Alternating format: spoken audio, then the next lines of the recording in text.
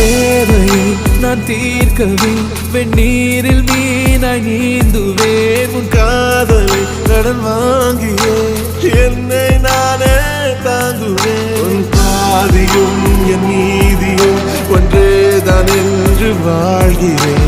உன் கண்களில் நீர் சிந்தினால் அப்போதே செத்து போகிறேன். சாலையோர பூக்கள் சாய்ந்து நம்மை பார்க்க நாளை தேவையில்லை பெண்ணே நாளும் வாழலாம்.